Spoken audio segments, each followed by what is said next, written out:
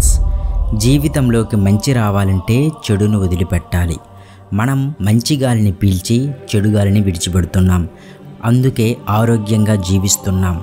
అలాగే కొత్త సంవత్సరంలో మన జీవితం కొత్తగా ఉండాలంటే కొన్ని విషయాలను విడిచిపెట్టవలసి ఉంటుంది. అవేంటో ఈ వీడియోలో డీప్గా తెలుసుకుందాం. వీడియోని చివరి వరకు చూడండి. వీటిని ఇంప్లిమెంట్ చేస్తే మీ జీవితం అంతా చాలా నూతనంగా సంతోషంగా ఉంటుంది.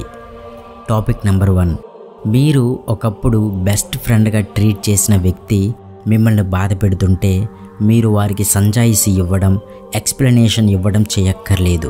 వారిని బ్రతిమలాడటం, క్షమాపణలు చెప్పడం అస్సలు చేయకండి. మరి ఇలాంటి సిచ్యువేషన్లో ఏం చేయాలి? అక్కడి నుండి వెళ్ళిపోండి. మనల్ని లెక్క చేయవారిని పదే పదే బ్రతిమలాడే కంటే మన ప్రశాంతతను కాపాడుకోవడమే తెలివైన పని. ఎప్పుడైనా మళ్ళీ అదే వ్యక్తి మీ సహాయాన్ని కోరి రావచ్చు. అలాంటప్పుడు వారికి సహాయం చేయడానికి పరుగులు తీయకండి. వారిని దూరంగా పెట్టండి. ఎందుకంటే వారు మీ నమ్మకాన్ని పోగొట్టుకోవడంతో పాటు మిమ్మల్ని బాధ పెట్టారు. కనుక వారి గురించి ఆలోచించడం పక్కన పెట్టి మీపై మీరు కేర్ తీసుకోండి. జీవితం అందరికీ అవకాశాన్ని ఇస్తుంది, అందరినీ ఎదగనిస్తుంది. కనుక అనవసరమైన దిగులుని పక్కన పెట్టండి. మీరంటే గౌరవం లేని వ్యక్తులని మీ జీవితంలో చోటు ఇవ్వద్దు. మిమ్మల్ని మీరుగా గుర్తించి గౌరవించే వ్యక్తులకి మాత్రమే స్థానం ఇవ్వండి. మీ క్యారెక్టర్ని ఇంకా ఇన్నర్ పీస్ని కల్టివేట్ చేయండి. Topic number 2. అనవసరమైన లక్ష్యాలు. జీవితంలో కొన్నిసార్లు మనం క్లిష్టమైన మరియు కఠినమైన నిర్ణయాల్ని తీసుకోవాల్సి వస్తుంది. ఇలాంటి సందర్భాల్లో సరిగ్గా ఆలోచించండి.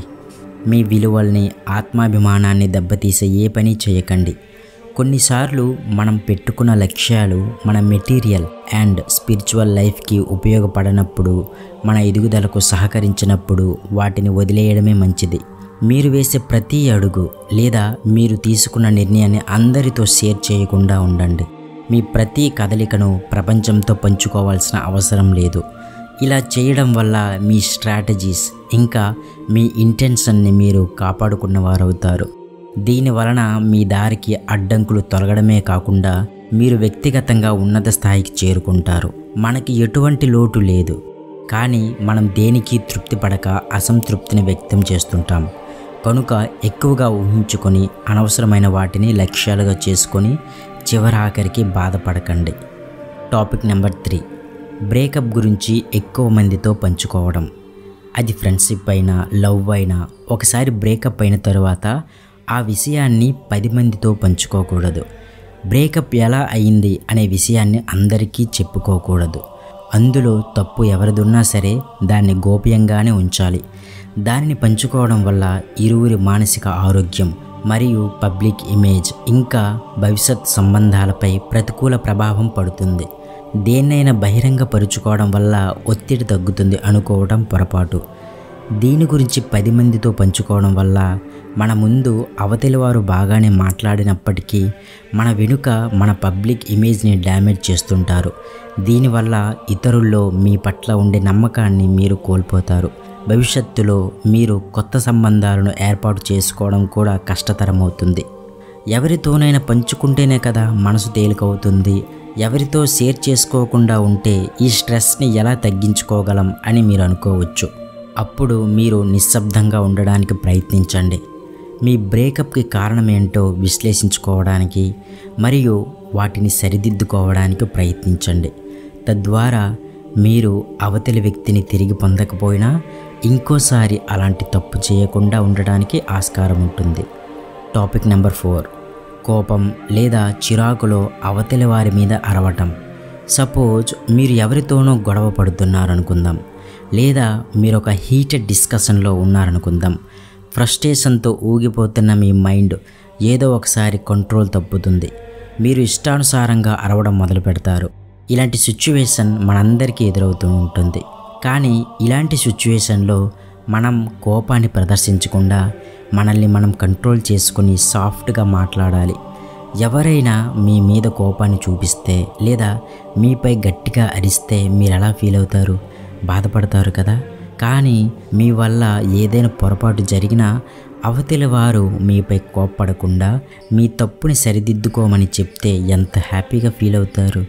సో కోపం కట్టలు తెంచుకునే సమయంలో అరవడానికి బదులుగా సైలెంట్గా ఉండడానికి ప్రయత్నించండి. టాపిక్ నెంబర్ 5, అవతలి వారిపై ఉన్న చెడు ఉద్దేశాలని బయటకు చెప్పటం.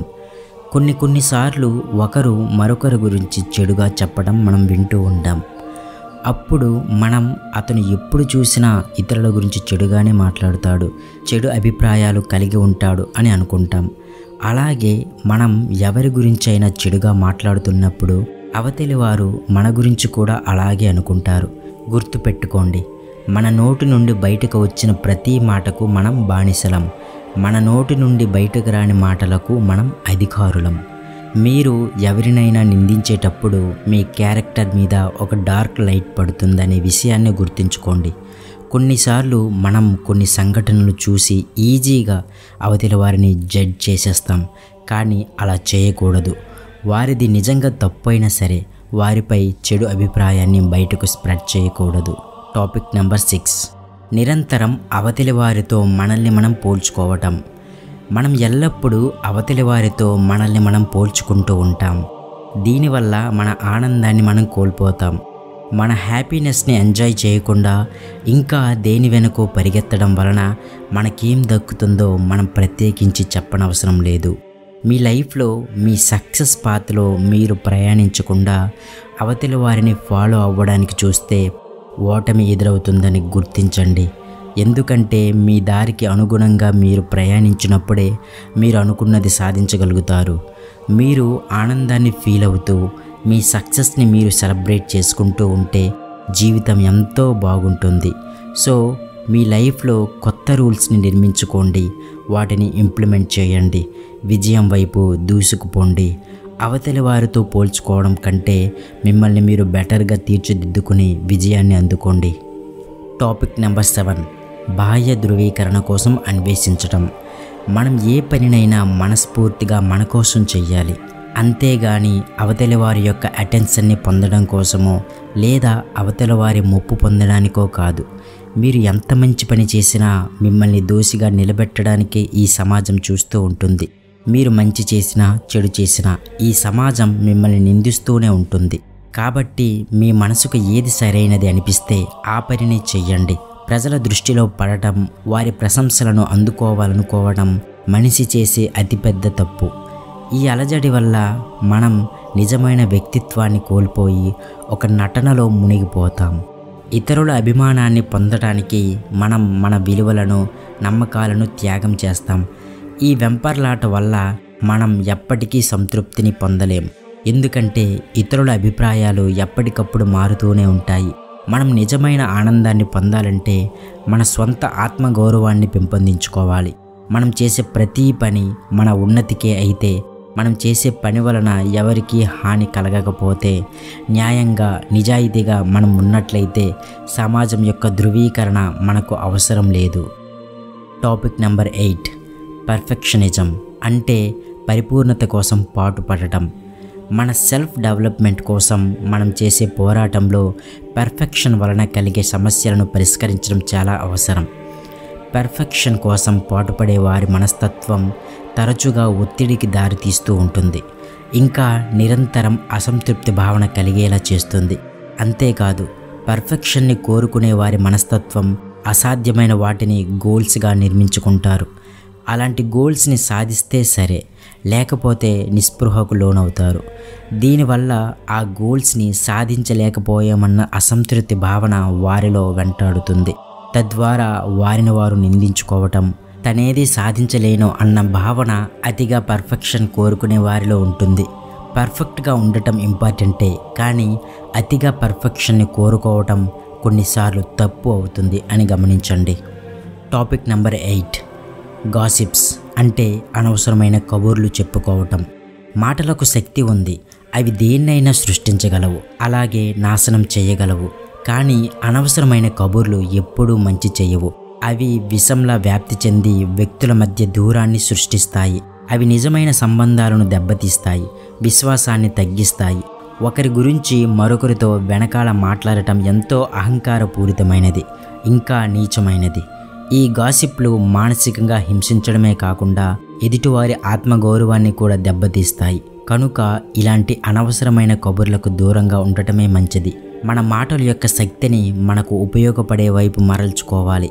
మీ గౌరవమే కాదు, మీ చుట్టూ ఉన్నవారి గౌరవ మర్యాదలు కూడా ఇంపార్టెంట్ అన్న విషయాన్ని గుర్తుపెట్టుకోండి. అప్పుడే మన చుట్టూ ఉన్న వాతావరణం సానుకూలంగా మారుతుంది.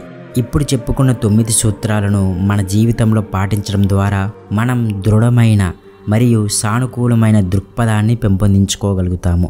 ఇది రాబోయే కొత్త సంవత్సరం అంతా మరియు ఆనందకరమైన జీవితానికి సహకరిస్తుంది. ఈ వీడియో మీకు నచ్చినట్లయితే లైక్ చేయండి. ఇలాంటి మరిన్ని వీడియోస్ కోసం మా ఛానల్ని సబ్స్క్రైబ్ చేసి బెల్ ఐకాన్ క్లిక్ చేయండి. Thank you so much.